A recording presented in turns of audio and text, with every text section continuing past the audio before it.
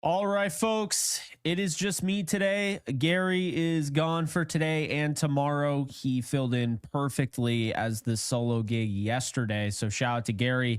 A huge episode. We actually broke our record for concurrent viewers, which means, in case you don't know, it's how many viewers are live. And he went over 1,200 yesterday. So big ups to him. Over 17,000 views on that show. We both joke, though, if the Yankees found a way to win, there's no way he would have had that many.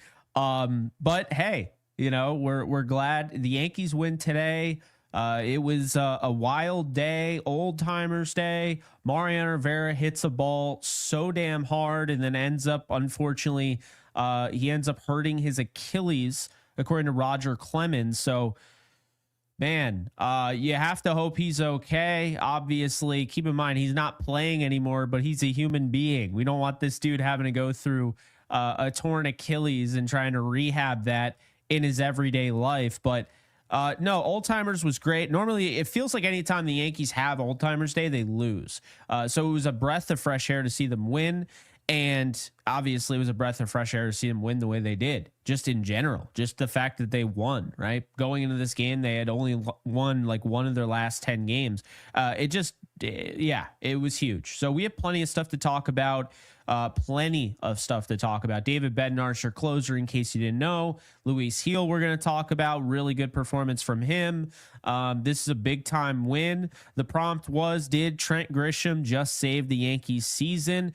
And obviously, understand, we're not always trying to be hyperbolic here, but the reality is to try and get people to join in on the fun, watch the live stream, and to get YouTube to push our content, sometimes we have to make the title a little spicy, right? So that's the way it is. But already we just had a new Yankees Unload member. Guy, appreciate you for becoming a member there.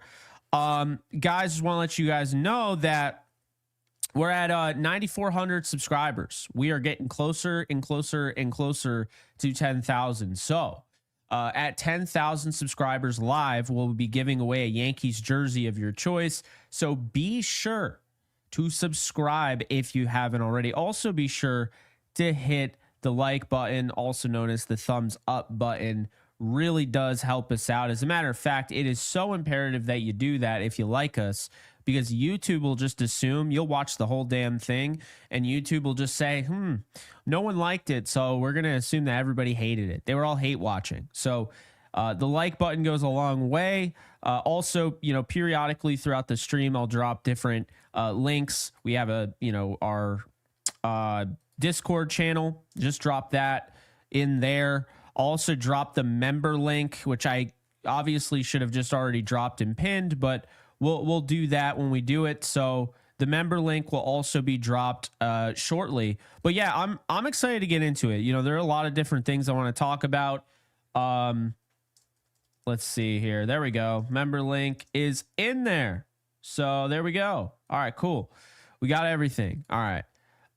There are a lot of things I want to touch on, and I also got to give a huge shout out to Joe Torre, to Andy Pettit, to Roger Clemens.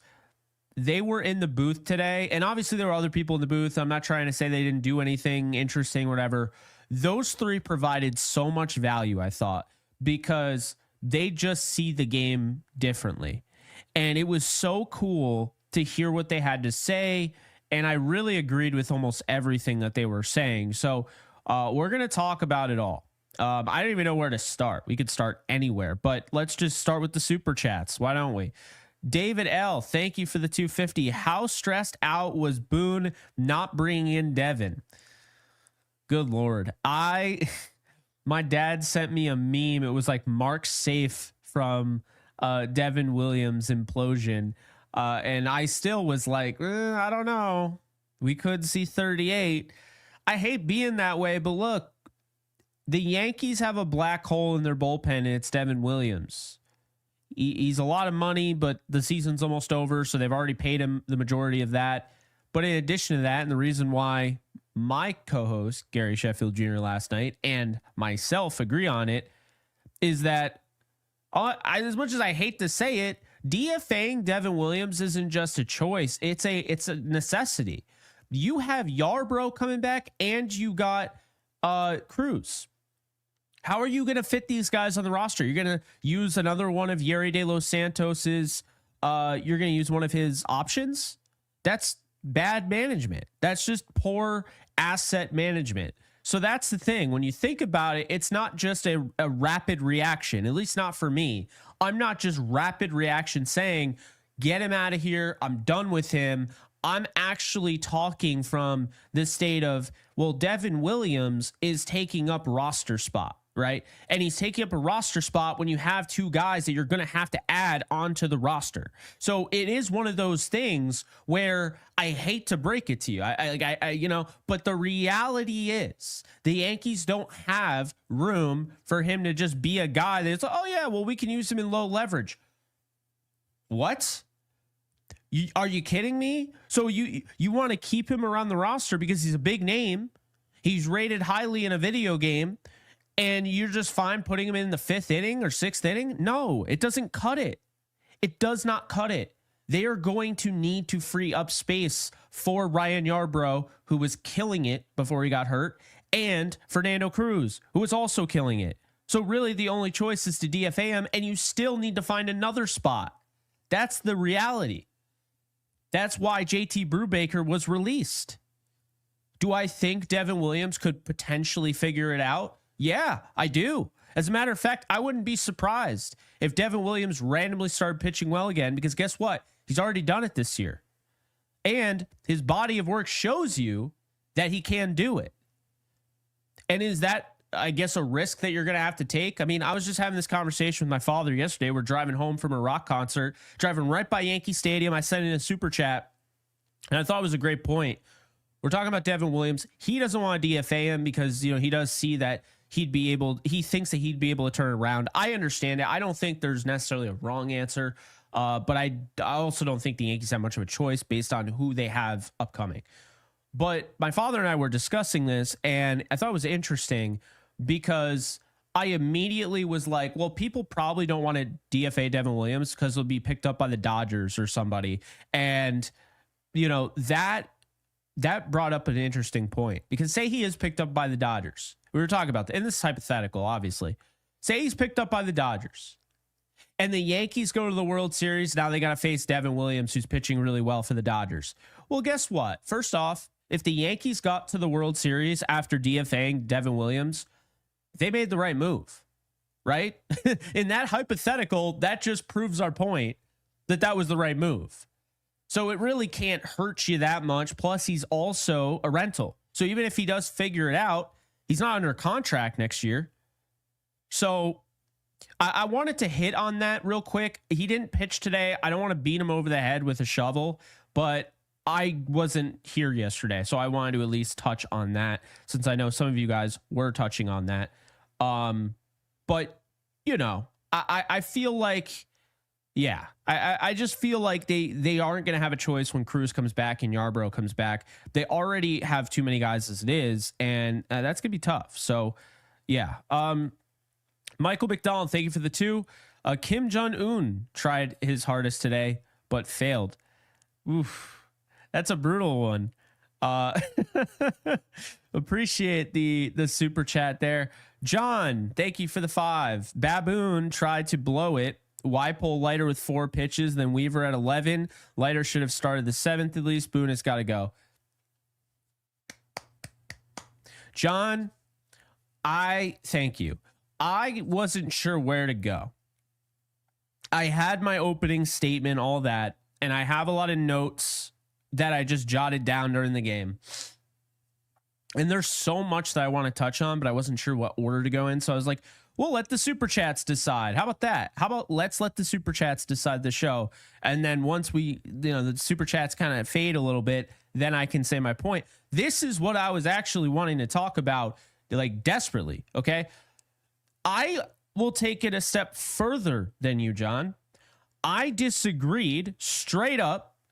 I disagreed with them taking Luis Heel out after giving up soft contact on his last hit.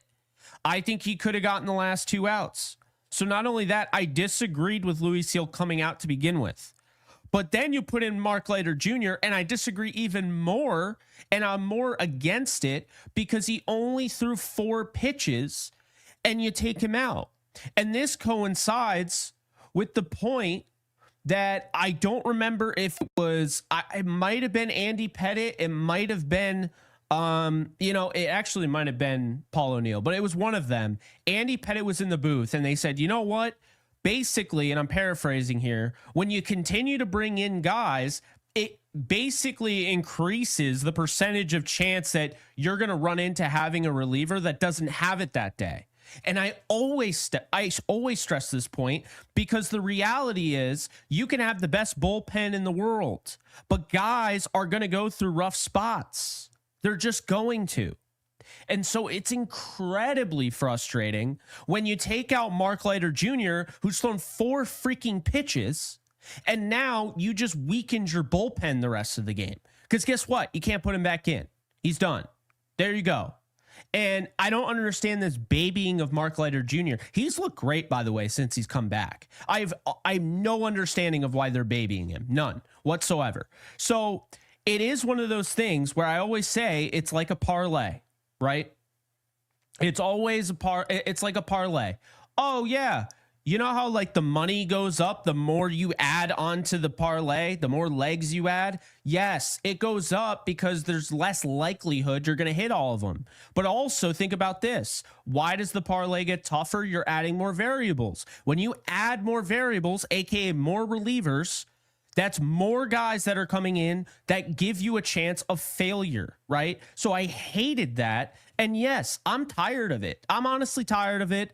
I came away from this game as close as I've been this year to saying fire Boone because I am so sick of the babying of the bullpen. I can't stand it. You only have 8 guys, right? You only have 8 bullpen pitchers. And for whatever reason, he just likes using them so ever so casually. You look at the bullpen budget, you see guys with 6 pitches, 4 pitches, 12 pitches. Are you freaking kidding me? I'm not saying run them into the ground, but like, good God. It's so frustrating. So I'm so glad you brought that up, John, because that was the first thought I had. And then Weaver at 11. Yeah, why isn't Weaver pitching 2 innings anymore? Are we just going to say that, Weaver can't pitch 2 innings because he got hurt? Like, what is that all about?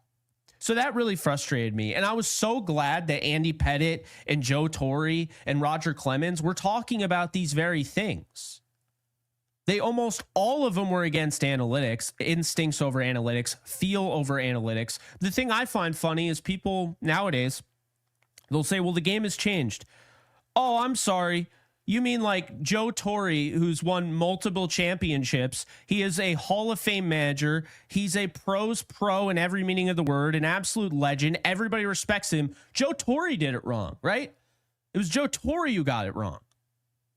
Pitching 110, 120 pitches for a starter and then only using 3 bullpen guys or 2 bullpen guys because he got 7 innings out of his starter.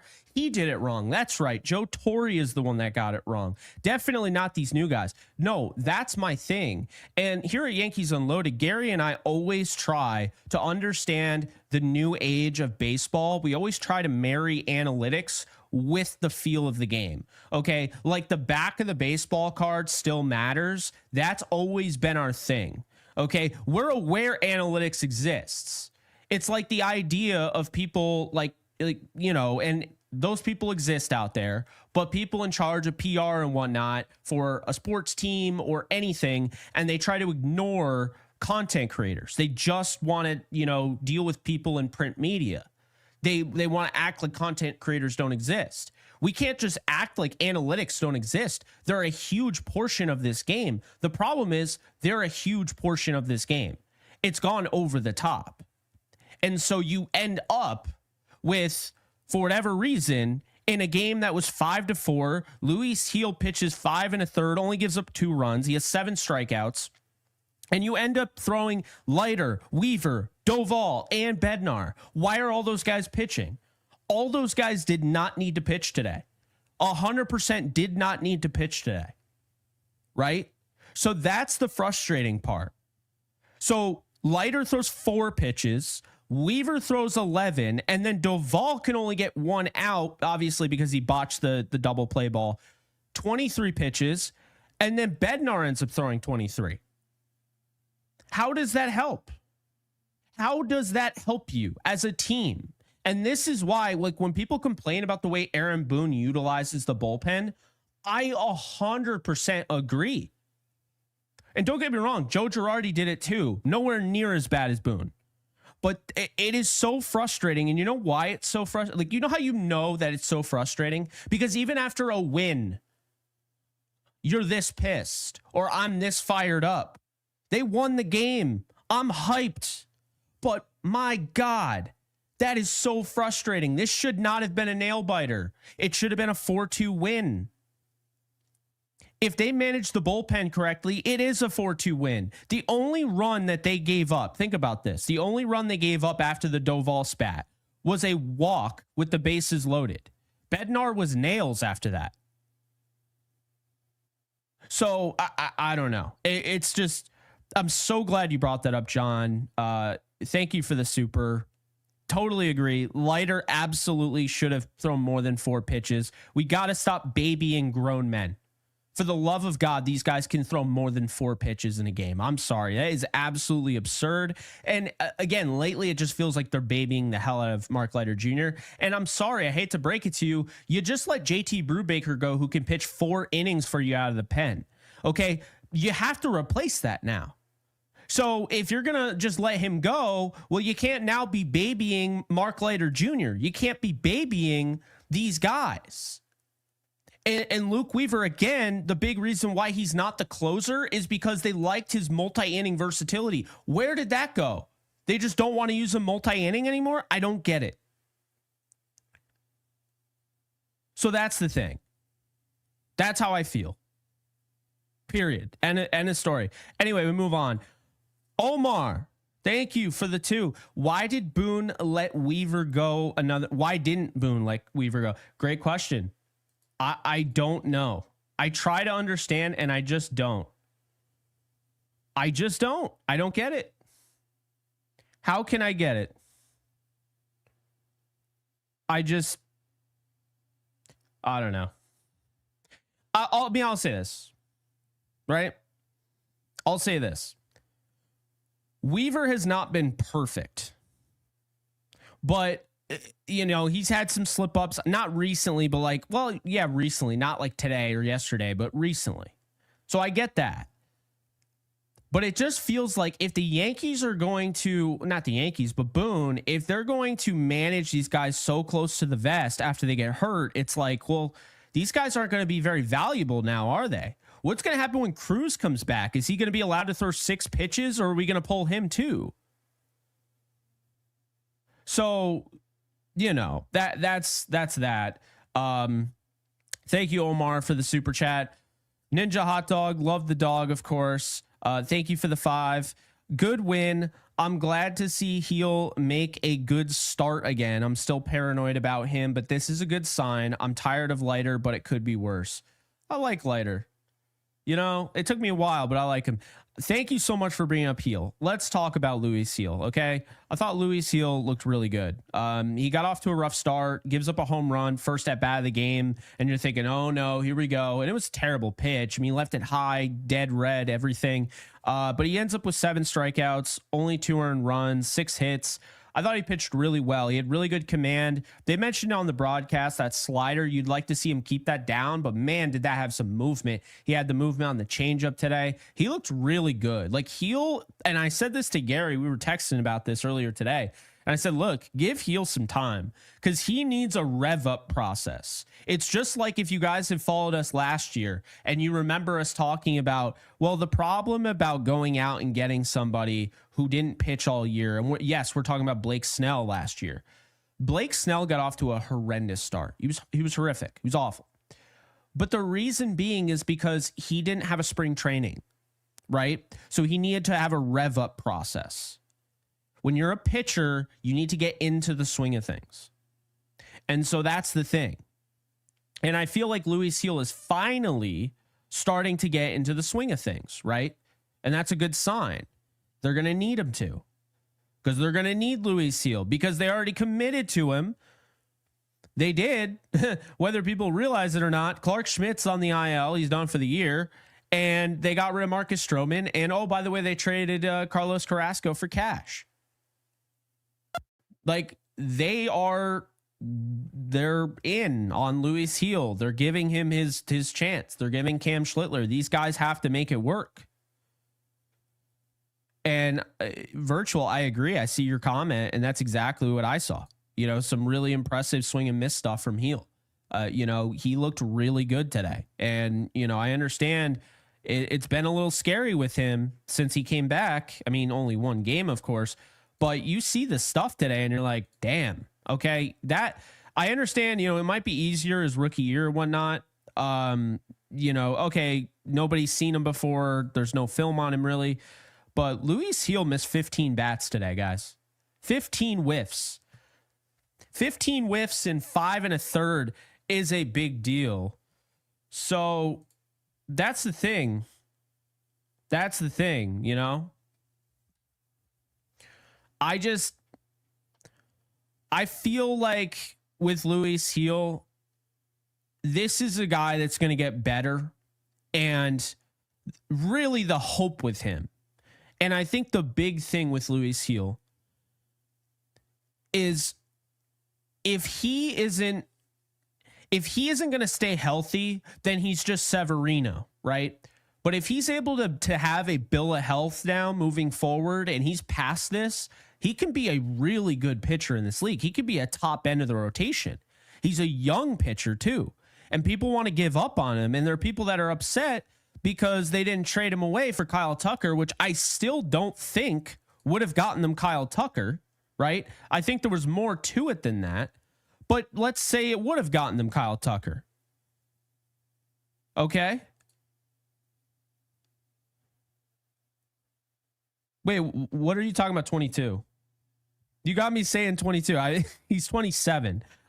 You got me saying 22 because you're saying 22 in the comments. So you're talking about Jason Dominguez. I'm all flustered over here. Damn. See, I got my notes in front of me, and then I'm looking at the comments section. Yeah, he's 27. Yeah, Jason is 22. Yep. Luis Seal's 27. Okay, we'll talk about Jason Dominguez. Don't worry. We'll talk about Jason Dominguez. But Luis Seal missed 15 bats today. Okay. Like, he was great. Bednar missed 6. That was second on the day, by the way.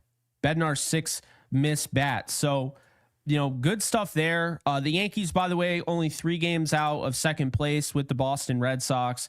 Of course, early game. None of these other games have really gone on yet, so we don't know. The Yankees are also back 2 spots from the Mariners. So they're down 2 games in the Mariners, 3 games as the top of the wild card with Boston. So there's that. But yeah, I really liked what I saw from Luis Seal. I think the big thing is when you give up a home run, it can absolutely destroy you.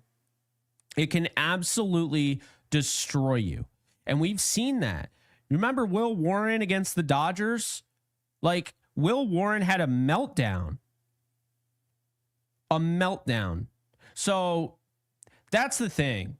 Like, Will Warren had a meltdown, and Luis Seal gives up a home run, and he's able to pick up and figure it out. And I always applaud those starts. That's a gutsy performance. He gets them 5 1/3. I think he could have given him 6 innings. I think he could have gotten those 2 outs. It was soft contact, but that's neither here nor there. They got the double play. It is what it is. Mark Leiter Jr. did a nice job. Should have pitched more than 4 pitches. Luke Weaver came in like we talked about, only pitched 11. Doval. Let's talk about Doval. So I like Doval. I do. Camilo Doval is fun to watch, but here's the problem, okay?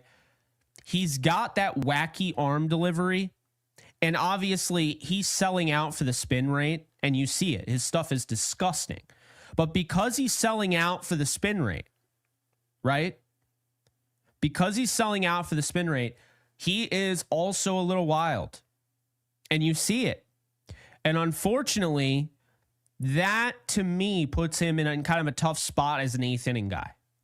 Because, I mean, you saw it kind of unravel. The bases end up getting loaded. He had the double play right in front of him. He does the sidearm throw, totally throws Volpe off the bag. Yeah, but I like Doval. I think they're going to continue to work with him and, improve him, but he is wild, and that's just the reality of it. So at the same time, I also want to touch on the fact, because Bednar was nails after he walked a batter. Of course, it was bases loaded, but still, absolute nails. Really, really good pitcher. And he's a bulldog. And he did a nice job covering first base as well. But you see him, he misses bats, okay? He's a power pitcher. But, dude, we got to talk about the defensive alignment, okay? I feel like I'm always complaining about it. I don't care. What in the hell was that defensive alignment? There's nobody at second base. Where is Caballero? I'm talking about that hit to right field. Where is Caballero? Correa punches it to right field. Guess what? It's a routine grounder to second base. It's an out. Out. Why is Caballero playing behind second base against Carlos Correa? Did they think that like Carlos Correa couldn't hit opposite field? This is what I mean. I cannot stand these shifts. They're awful. They're absolutely horrendous. And then there's one hit to the third base side, right? It was I don't know if it was Altuve, but there's one hit to the third base side. And they have Ryan McMahon playing way off the bag, nowhere near third base. And I just continue to talk about it because it's like I don't understand what they're doing with the defensive shifts. It's just unreal. Unreal. And Jalen, I guess I totally skipped over you, so my apologies there. Not on purpose. Member of the channel, definitely wouldn't be skipping over you on purpose, or anybody for that matter. Thank you for the 5. Man, I love Grish. Down in the 6, 7, or maybe even 8 spot in the lineup. Let Goldie lead off versus lefties. Let Dominguez lead off versus righties. What's so funny is I didn't understand why Grisham was so low in the order. I actually had it in my notes to talk about it. But man, Grisham with 3 hits today, he was huge. And it was an important, very important start for him because he had to come through or they lose. That's just the reality of it. Like, it didn't feel like a game they were going to win. Let's be honest here. There were a lot of people. There were a lot of people left on base. I feel like, and I texted Gary immediately. I'm like, these are the games they lose 9 out of 10 times.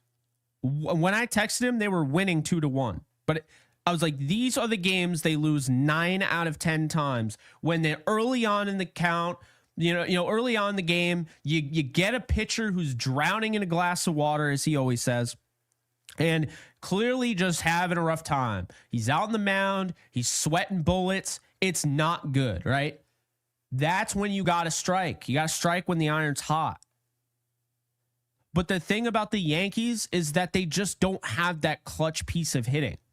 We saw it tonight, of course, with Grisham, or today, but they don't normally have that clutch piece of hitting, and that's a big issue. So, yeah. What was I going to say? Yeah, so Grisham. Let's talk about him. That at bat was awesome. It was kind of odd to bat him 7th. It worked out. It was kind of odd. But Grisham against a lefty, because keep in mind, they thought they were getting something over on Grisham. Right? Oh, wait, was he a lefty? I thought he was a lefty. Yeah, he's a lefty. Because the Astros, by the way, maybe this is something that we can penalize Brian Cashman for or not. I don't know if you want to do it or not. But I don't know if you knew this. The Yankees have 1 lefty in their bullpen. Actually 2, because Hedrick and then they have Hill. The Astros have an even balance of righties and lefties. This is why, by the way. It was a good matchup. Trent Grisham was at a disadvantage going up against a lefty.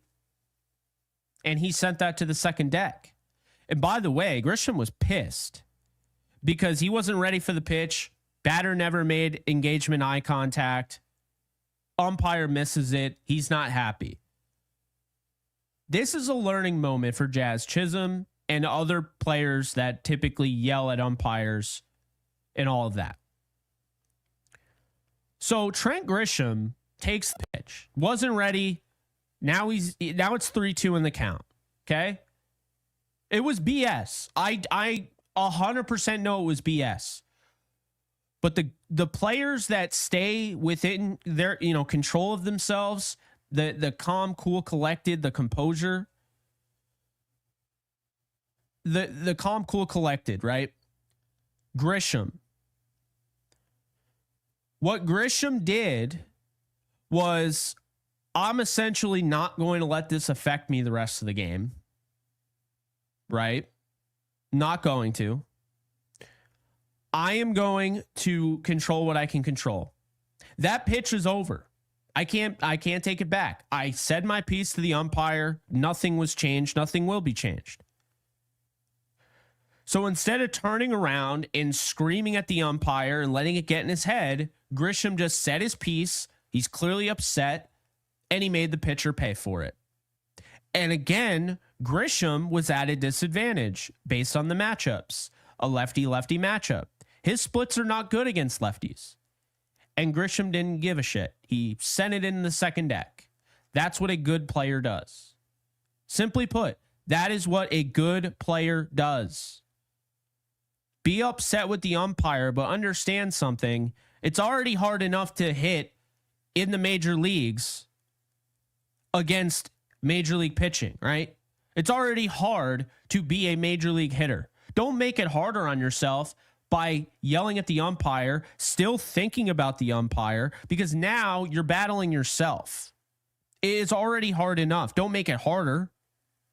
So, loved Grisham hitting that. Did that save the Yankee season? Time will tell, but they needed that. I'll tell you that much. I will tell you that much. They needed that. They really needed that. This felt like another loss easily. Easily. So, just big ups to Trent Grisham. I really was so glad to see that. And I honestly felt it when they got to 3-2. I was like, even though he's at a disadvantage, I think, we'll talk about. But we got some other stuff to talk about. I like the lineup today, by the way. Felt like no Jazz Chisholm was a good move because he needed a day to just recoup. I think Jazz has really been struggling. It's 0 for 4, 0 for 4, 0 for 4 every night. So I'm glad Jazz got that day off. I think he'll come back and look like a better player. I just think that, looking at this lineup, it was well crafted. I like Stanton in right field. Call me crazy. I'm not saying he's a Gold Glover out there, but it was no different than Dominguez in left. There was a rocket off the wall. Yeah, it looked like he was going to run forever. It was kind of funny, but at the same time, it was only a double. What's the worst that could happen? You had Juan Soto out there last year. He was horrendous. So then they did a defensive replacement, which I think a lot of people want us to talk about, and we will. Ben Rice. Look, did Ben Rice do really anything as far as hitting today in the stat sheet? Not really. I mean, he did have an RBI, right? But the thing I liked about Ben Rice's approach today, Ben Rice grounded into a double play with no outs. That still got the runner home. That's not an RBI, but to me, it's just as good as one. It's already hard enough to score. But guess what? He threw a guy out at second. I don't care that it was a delayed steal. He threw him out, and he called a great game. Once again, Ben Rice isn't just a novelty catcher. Oh, yeah, he could do it. No, he looks comfortable back there. Ben Rice looks comfortable back there. He does. He looks like he belongs. It begs the question, as much as we love Austin Wells and all, it's like that bat Why is Austin Wells playing over Ben Rice? Ben Rice should be the catcher.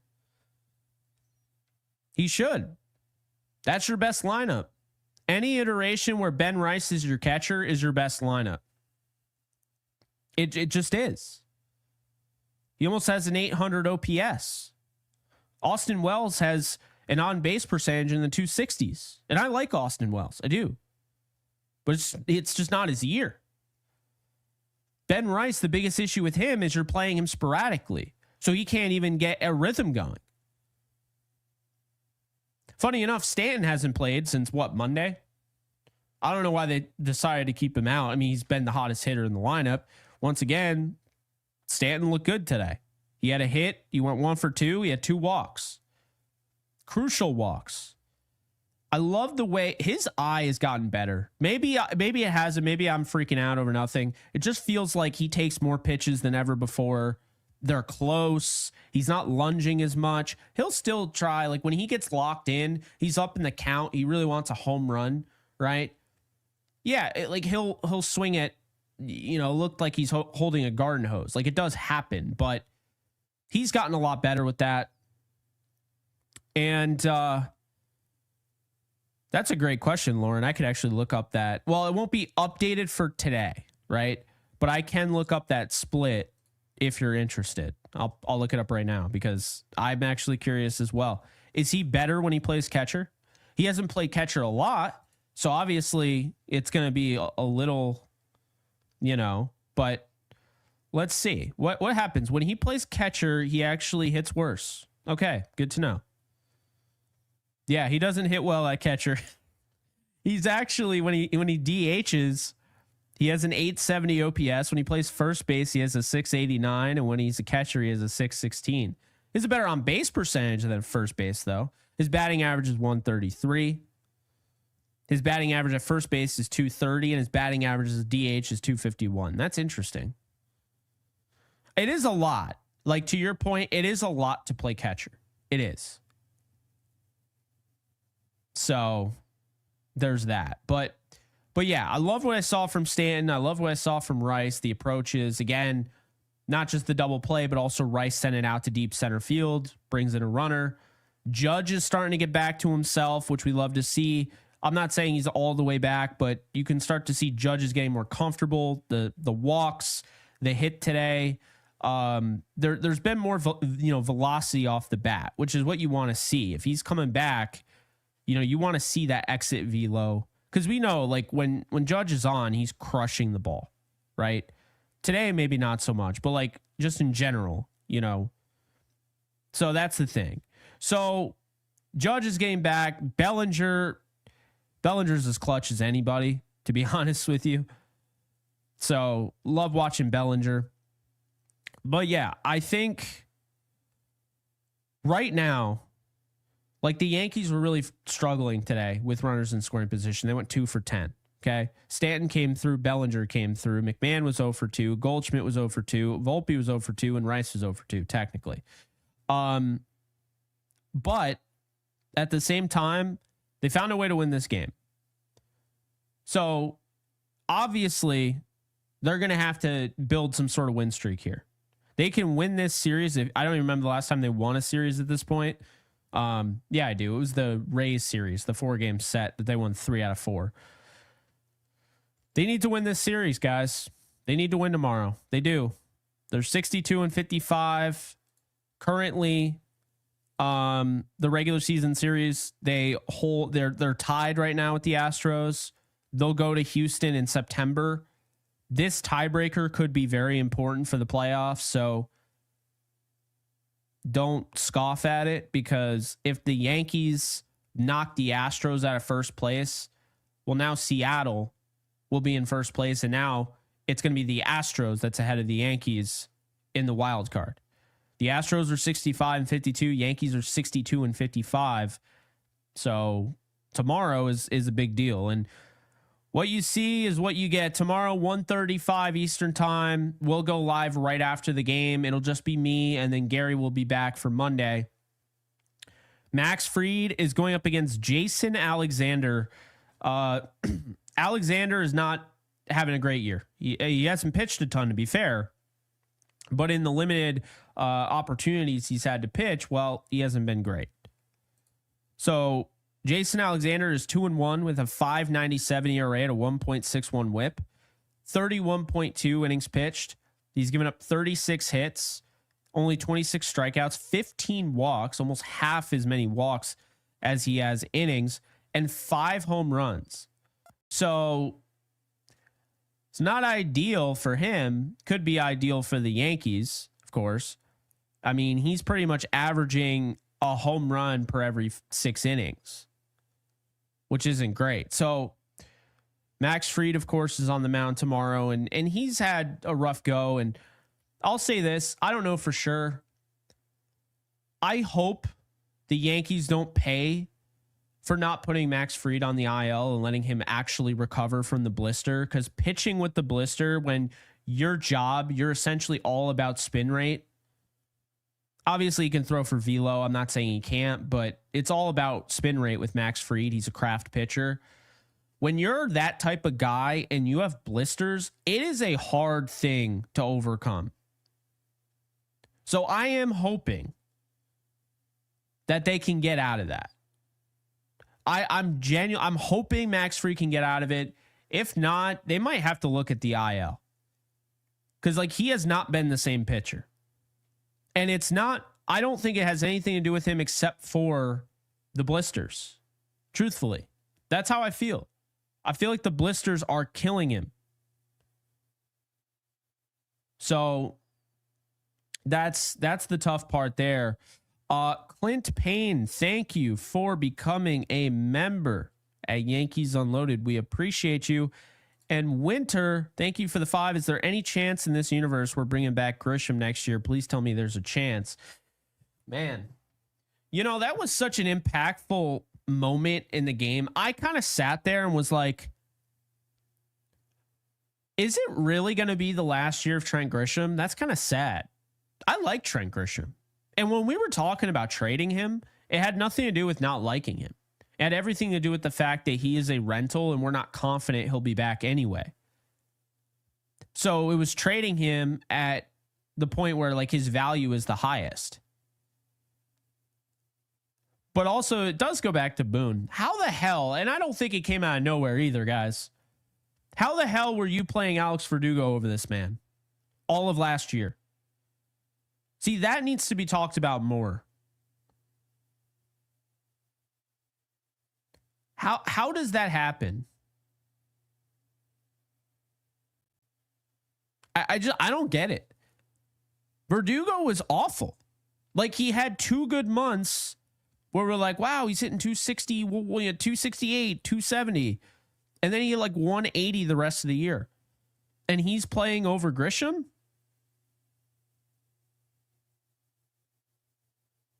I don't know. I don't get it, guys. I don't get it. I do still think this team is going to find their way sneaking into the playoffs. I no longer think they're going to win the division, but I do think they're going to make the playoffs. I think they'll find a way. They're too talented not to, and they got some really easy games upcoming. So there's that. Kieran, thank you for the 5. And of course, you're a member at Yankees Unloaded, so we appreciate you. Blister issues were a thing for Fried in Atlanta too. He always was back to form after they healed. That's good to know. That is good to know. Yeah, I'm not concerned yet. But if like tomorrow he gets destroyed, I would be like, all right, can we put him on the IL, 10-day IL, just let him recover, skip his start, you know? Like, that's all I'm saying. But no, I like that you brought this up. And Fried's one of the best pitchers in the league when healthy. And we've seen that, right? So, yeah, we'll see what ends up happening. I think he's in for a good start tomorrow. I think the Yankees win tomorrow. I felt like they were going to win today. Not because of Heel. I didn't think Heel would pitch this well, but I just felt like they were going to win. They were due. I think they win tomorrow. Freed. He'll go 6, maybe 6 and a third. And I think we get a Bednar save tomorrow. And I think we see an Aaron Judge home run off of Jason Alexander. That's what I think. So this is the hope. Okay. The hope is this woke up the Yankees. There have been moments this year where they had some great win and then they follow it up with a horrific loss that just sucks the wind out of your sails. That's been the biggest issue that I found, is that when the Yankees win a game like this, they can't build off it. And not only can they not build off it, like they lose, they don't just lose. No. They don't just lose. They get their teeth kicked in, their gut. Well, not even. That's not even a way to put it. They get their gut punched. They get their heart shredded. If you were losing games where it was like, all right, they're just getting blown out, like that's demoralizing, but okay. There's nothing worse than losing on the final batter of the game. You're down to 2 strikes, 2 outs, bottom of the 9th, bottom of the 10th, and you give up the game winner. And that's been happening. You can't have these crushing blows. That's the thing. If the Yankees lose tomorrow, I don't think it cripples them. I obviously want them to continue to win, and they do need to start winning games. If they lose tomorrow, like top of the 9th, they're up 5-1, and Bednar blows it, and now they're down 6-5 in the bottom of the 9th. They get like just shut down. That right there can kill you. They can't lose games like that anymore. That's just the reality. They can't lose games like that anymore. It does not work like that. It's put up or shut up time. It's August 9th. You got your win. You're still in the wild card. You're still ahead of the Guardians. Guardians can't sneak up on you. They're playing the White Sox tonight, so they'll probably win. They're starting to play well. But you got to start building. Like, you have to start building a winning streak. That's just, because you can't just sit here and trade games back and forth. So they do need to win tomorrow. Then they got Minnesota. Think about this, guys. They win tomorrow, they're 63-55. Minnesota is a bad baseball team. We make jokes, but we're not kidding when they said they would have sold their fan base if they could. They were trying to sell everyone. They traded 10 players. The Yankees acquired like 7 or 8. They traded away 10 players. The Twins. They were sellers to the 10th power. They don't have a closer. They traded their bullpen guys. All of them. All of them. They trade every single one. The guy whose name is totally escaping me, Louis Vuitton. No, I'm kidding. But the guy with the Louis and then the last name V, Varnov, I can't remember his name. Anyway, they traded him.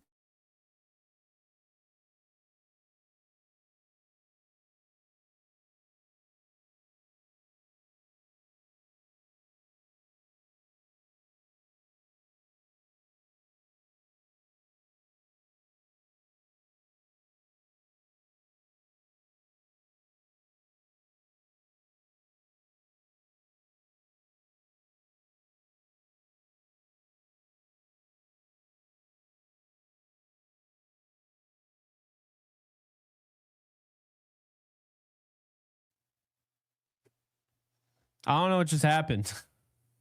Anyway, Varlin, thank you. They traded away Duran. They traded away all of their bullpen guys. Coulomb. You see what I'm saying? All those guys. So they should beat the Twins. They should. They should. Exactly. You got to sweep them, not just beat them. You got to sweep them. If you do that, say you win tomorrow, you sweep the Twins. Guess what? That's a 5-game win streak. You're headed to St. Louis, and St. Louis isn't a good team. They can get back. They can. And guess what? After St. Louis, they got Tampa twice. They just beat Tampa 3 games to 3 out of 4. So that's the thing. They have opportunities. If they win tomorrow, that's 2 games. If they sweep Minnesota, that's 5. Like, then you start to look at St. Louis, you start to look at Tampa, then you got a 4-game set against the Boston Red Sox that can undo every good thing that you did. But the calendar is on their side. I totally agree. Think about this. Houston tomorrow, you got Minnesota, you got St. Louis. That's 6 games against winnable teams. Then you got 2 against Tampa. That's 8 games against winnable teams. You got 3 against Washington. That's 11 games, right? Then you got a 4-game set against Chicago. That's 15 games against non-playoff teams, right? You got the Twins later on in the year, 18. You got Baltimore, 22. Chicago, 25. Baltimore, 28. You have 28 games against non-playoff teams. Like, I'm not just saying they're not going to make the playoffs. I'm saying there's no way they're going to make the playoffs. Those are the teams you're facing 28 times. It's put up or shut up time. Simply put, that's it. Find a way to win tomorrow, move on, and start building a win streak one by one. And guess what? The way baseball works, ebbs and flows. You could catch the Red Sox in a bad spot. The Red Sox right now, they'd win that series easily. But we don't know what's going to happen. Maybe the Red Sox start falling off a little bit. Maybe they get into a bad losing streak. That is baseball. The best way to do things is to take it, game by game, but you want to take it series by series. Go take care of business, beat Houston, and then you win that series against Minnesota. You win against St. Louis. You sweep Tampa in that 2-game set. And there you go. Now you got Boston. And the hope is that you've added at least, we'll say, 11 wins in the next however many games. So, or not 11 wins, excuse me. That would be a lot. So, yeah, the hope is that you've added at least 6 wins in like the next, 9 or 10 games. That's a lot better than one of their last 10. It just is. So anyway, that is all I got for you guys. Appreciate you. Tomorrow again, Jason Alexander taking on Max Fried. So we're going to see what Jason Alexander can do. And it's weird. I feel like I've heard his name before. Has he gone against the Yankees? Maybe last year? No, I guess he's never pitched against the Yankees. Anyway, be that as it may, Yankees, Astros, Jason Alexander, Max Fried. Huge opportunity. You got your ace going up against a guy that's just basically being thrown in there to start. So we'll see. We'll see what ends up happening, but the Yankees have to win games. Yeah, that obviously.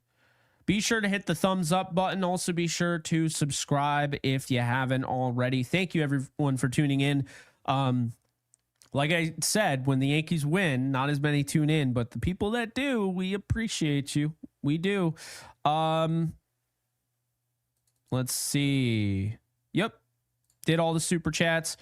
All right. So in the comments section, after this thing ends, okay, in the comments section, drop below.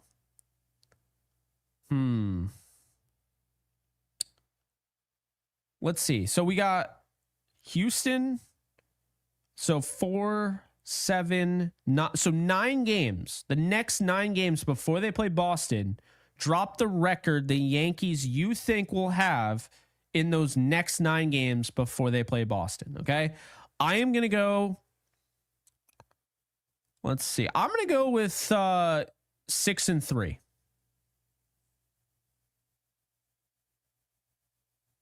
I'm going to go 6-3.